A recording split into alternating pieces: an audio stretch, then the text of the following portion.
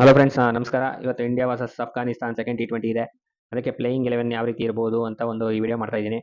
So ಓಪನಿಂಗಲ್ಲಿ Rohit Sharma, ಯಶಸ್ವಿ Jaiswal open ಮಾಡ್ತಾರೆ. ಅದರಲ್ಲಿ changes ಇಲ್ಲ. ಆದರೆ ಈ ಮ್ಯಾಚಲ್ಲಿ ಬಿಗ್ ಚೇಂಜ್ ಅಂತಂದ್ರೆ ವಿರಾಟ್ ಕೊಹ್ಲಿ ಕಮ್ಬ್ಯಾಕ್ ಮಾಡ್ತಾ ಇರೋದು. ಯಾಕಂದ್ರೆ ವಿರಾಟ್ ಕೊಹ್ಲಿ ಫಸ್ಟ್ T20 ಇಂದ ಪರ್ಸನಲ್ ರೀಸನ್ ಇಂದ ಔಟ್ ಆಗಿದ್ರು. ಸೊ ಅವಾಗ ಶುಭ್ಮನ್ ಗಿಲ್ ಆಡಿದ್ರು ಫಸ್ಟ್ ಡೌನು. ಸೊ ಆದರೆ ಈ ಸಲ ರೋಹಿತ್ ಶರ್ಮಾ, ಯಶಸ್ವಿ ಜೈಸ್ವಾಲ್ ಓಪನಿಂಗ್ ಮಾಡ್ತಾ ಇದ್ದಾರೆ. ಹಾಗೂ ಫಸ್ಟ್ ಡೌನ್ ವಿರಾಟ್ ಕೊಹ್ಲಿ ಬರ್ತಾ ಇದ್ದಾರೆ.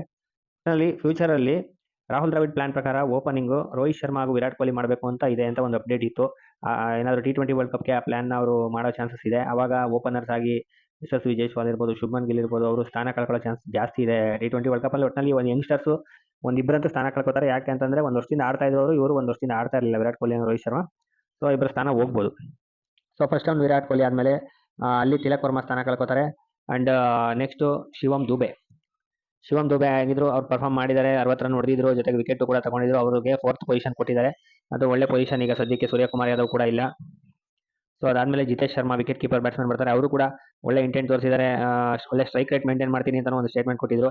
ಅಂದ್ರೆ ನೆಕ್ಸ್ಟ್ ಬರೋ ಬ್ಯಾಟ್ಸ್ಮನ್ಗಳಿಗೆ ಸುಲಭನೂ ಆಗಬೇಕು, ನಾನು ಆವರೇಜ್ ಬಗ್ಗೆ ತಲೆ ಕೆಡಿಸ್ಕೊಳ್ಳಲ್ಲ, ಸ್ಟ್ರೈಕ್ ರೇಟೇ ಮುಖ್ಯ ಅಂತ ಹೇಳಿದ್ದಾರೆ. ಅವರು ಸಕಲಾಗಿ ಆಡ್ತಾ ಇದ್ರು ಫಸ್ಟ್ T20 ನಲ್ಲಿ. ಅದಾದ್ಮೇಲೆ ರಿಂಕು ಸಿಂಗ್ ಬಗ್ಗೆ ನಿಮಗೆ ಗೊತ್ತು, ಸೆನ್ಸೇಷನ್. ಅವರು ಒಳ್ಳೆ ಫಿನಿಶ್ ಮಾಡ್ತಾ ಇದ್ದಾರೆ ಮ್ಯಾಚನ್ನ. ಮೊನ್ನೆ ಮ್ಯಾಚ್ ಕೂಡ ಫಿನಿಶ್ ಮಾಡಿದ್ರು. ಅದೇ ರೀತಿ ಚೆನ್ನಾಗಿ ಆಡ್ತಾರೆ ಅಂತ ಒಂದು ನಂಬಿಕೆ ಇದೆ ನನಗೆ. ಇನ್ನು ನೆಕ್ಸ್ಟ್ ಅಕ್ಷರ್ ಪಟೇಲ್ ಬರ್ತಾರೆ. ಅವ್ರ ಪೊಸಿಷನ್ ಚೇಂಜ್ ಆಗಲ್ಲ, ಯಾಕಂದ್ರೆ ವಿಕೆಟ್ಸ್ ಚೆನ್ನಾಗಿ ತೆಗೆದ್ರು ಮೊನ್ನೆ ಮ್ಯಾಚ್ ನಲ್ಲಿ. ಜೊತೆಗೆ ವಾಷಿಂಗ್ಟನ್ ಸುಂದರ್ ಕೂಡ ಒಳ್ಳೆ ಬೌಲಿಂಗ್ ಮಾಡಿದ್ರು. ವಿಕೆಟ್ಸ್ ಕಡಿಮೆ ಸಿಕ್ಕಿದ್ರು ಕೂಡ ಒಳ್ಳೆ ಹಿಡಿತ ಸಾಧಿಸಿದ್ರು. ರನ್ ರೇಟ್ ಜಾಸ್ತಿ ಕೊಡಲಿಲ್ಲ ಅವ್ರಿಗೆ. ಅದಾದ್ಮೇಲೆ ರವಿ ಬಿಷ್ಣೋಯಿ ಹೊಡ್ಸ್ಕೊಂಡಿದ್ದಾರೆ. ಬಟ್ ಇನ್ನೂ ಒನ್ ಮೋರ್ ಚಾನ್ಸ್ ಕೊಡಬಹುದು, ಅಥವಾ ಕುಲ್ದೀಪ್ ಯಾದವ್ನ ಕೂಡ ತರೋ ಚಾನ್ಸ್ ಇದೆ. ಬಟ್ ರವಿ ಬಿಷ್ಣೋಯಿನೇ ಇನ್ನೊಂದು ಮ್ಯಾಚ್ ಕೊಡ್ತಾರೆ ಅಂತ ನನಗನ್ಸುತ್ತೆ.